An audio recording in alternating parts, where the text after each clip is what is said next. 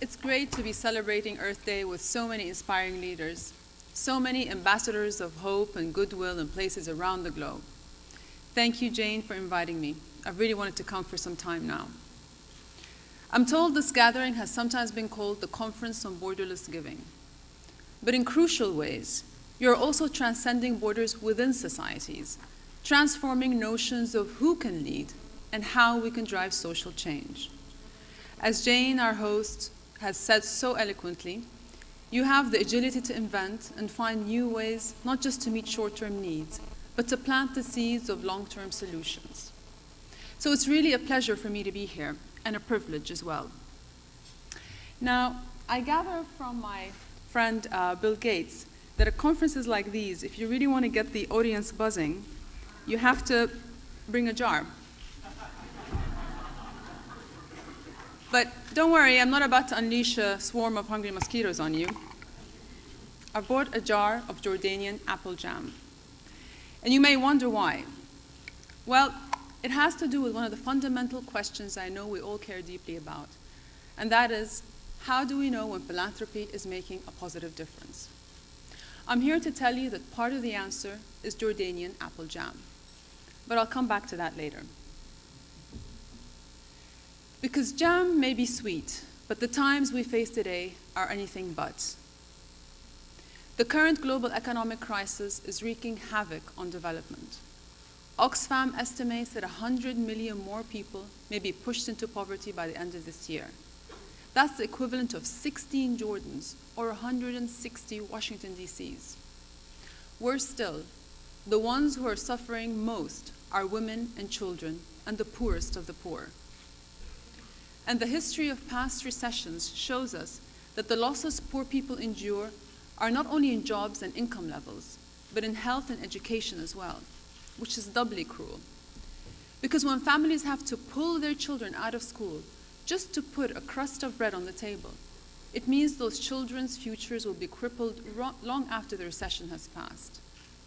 So the need for global philanthropy is more urgent than ever before. Yet, as you know very well, and better than anyone else, the crisis has hit you hard as well. American foundations lost nearly $150 billion in assets last year alone.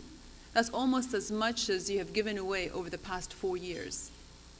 Donors are having to make tough choices in the face of overwhelming need, to prioritize where philanthropic dollars will go among equally worthy causes, and sometimes being forced to say no, even when there's no one else who can help. But I think this conference itself is a powerful antidote to tough times. As the saying goes, when the sky is darkest, that's when we see the stars. All of you here, through your commitment and your compassion, are extending lifelines of hope on issues from refugees to rural development, microfinance to malaria prevention. And more than that, you're tilling the soil from which social renewal can bloom. Over the next 3 days, you'll share insights and ideas on a series of difficult challenges that will touch the lives of all our peoples, and no government can solve on its own. I want to focus on one of those challenges, education for a globalized world. And I start from the premise that education is not only a problem, but also a solution. Because when we look at the obstacles we face, education can help us overcome them all. When you educate a child, you give her the tools to lift herself out of poverty. When you educate a mother, you give her the knowledge to protect her health and raise a strong, healthy family. When you educate a community, you cultivate a shared appreciation for sustainable development. And when you educate a country, you encourage greater tolerance, open-mindedness, and peace. For all these reasons, in my part of the world, education is becoming a top priority. Across the Arab states, almost 58 million adults are illiterate. 2/3 of them are women. Almost 6 million children are not enrolled in primary school. The majority of them are girls. We know too many of our school systems are based on rote learning instead of creative inquiry. Too many of our children are being told what to know instead of being taught how to think. Worse yet, we're allowing our demographic advantage to pass us by. More than half our region's population is under 25. Yet we failed to build strong bridges between our schools and the private sector, so that youth unemployment is in double digits and many of our brightest students move abroad. Of course, we realize there's no quick fix for these varied dilemmas, but we also know we have to begin with educational innovation, revamping our curricula, revitalizing lessons with technology, and reinforcing the link between our classrooms of today and the workplaces of tomorrow. In Jordan, we've taken that task to heart, beginning with our national budget. We've increased enrollment, and I'm proud to say we have as many girls in our classrooms as boys. We've launched new initiatives with the private sector to modernize teaching methods and technology. We've established awards to recognize teachers who set high standards of excellence. We're focusing resources on every level, from pre-primary to university. But the fact is, Jordan is a developing country, and many of our schools are old and tired. It's hard to prioritize getting computers into schools where the walls are cracked, the windows broken, and the children must wear coats and hats indoors all winter just to try to keep warm. It's hard to encourage independent thinking in overcrowded classrooms with schools so full they must run 2 shifts when there's barely enough teachers for one. It's hard to inspire young people to believe in their promise and their potential when their facilities are literally falling apart, crumbling, dirty, and dangerous. It's hard. We know what needs to be done, but governments can't do it alone. We need the help of every sector across Jordanian society. And that's the spirit behind the Madrasati program we launched last year. The idea that quality education is everyone's responsibility. In Arabic, Madrasati means my school. Its aim is very simple: bringing people together from government to business, community leaders, teachers, students, and parents to renovate and revitalize 500 of Jordan's neediest schools. Last summer, we started with the first 100 schools in Amman and Zarqa. 4 government departments, 4 dozen private sector companies, and more than 15 NGO partners have joined in. The Children's Museum gives students free access and curriculum development support for their teachers. One NGO in Jazz is teaching young people the skills to compete in the global economy, everything from economics to entrepreneurship to ethics. Another works with the Royal Health Awareness Society to run school workshops on nutrition and self-care. Private sector volunteers are tutoring, mentoring, and coaching. And for every school, we form a committee including parents and neighborhood leaders to ensure the work reflects the priorities of local communities themselves. Best of all, it's working. Which brings me back to where I started. What's the evidence? How do we know? At the micro level, the answer lies in a jar of apple jam. Let me tell you a story. There's a 9-year-old girl named Layla. She comes from a very disadvantaged neighborhood outside Amman. Layla is part of the student Madrasati committee in her school. I mentioned earlier that Madrasati partners run a program we call Healthy Schools.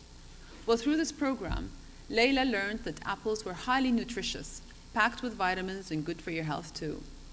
But she also noticed that older students were buying and eating chips and chocolate and throwing away the apples they received in their free school lunches. And some of the younger students were tossing their apples away because, especially the ones who didn't have front teeth and couldn't figure out how to eat them. At about the same time, the Madrasati committee challenged members to come up with an idea for a nutritional breakfast. Layla knew her fellow students had a sweet tooth, but she also knew apples were good for them.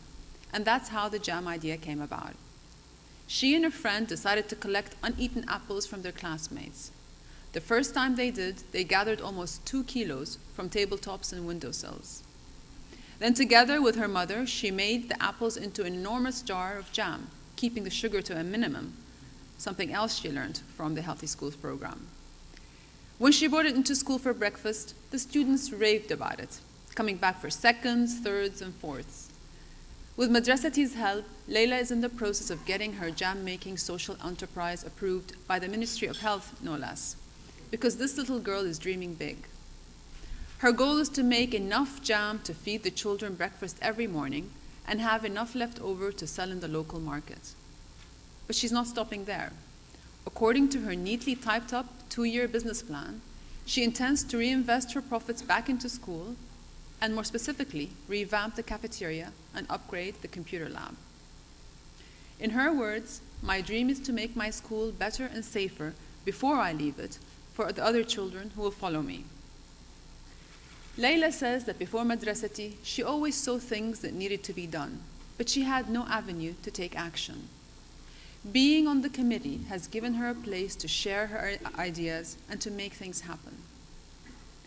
And Layla's lesson is that philanthropy means so much more than just giving money.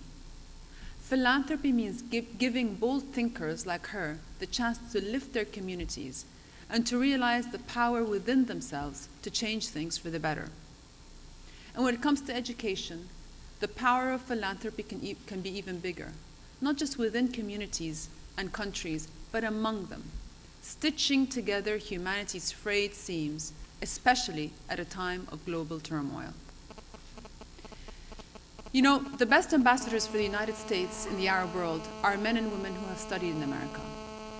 But for those who won't ever be able to study in this country, you can help build friendships and understanding by investing in education abroad. And I know that educational reform is a domestic challenge too. I know that fixing America's schools is a priority for your new president and the public, and that many of you right here in this room are standing on the front lines, teaching for America, building brighter choices, changing the odds for kids in Harlem and DC, and proving that knowledge is power. But especially in these tough economic times, we cannot afford to be protectionist, not in our trade, not in our investment, and not in our philanthropy. Because after all, education is one of the very best investments we can make. It's the chance not just to lift individual lives, but to raise whole generations. A chance not just to brighten futures at home, but to bridge the gaps that divide us around the world. We can do it. We can teach our children well if we only work together. And one day, a little girl like Layla will grow up to be a person just like you, giving back to a global community that's so fit to give something to her. Thank you all very much.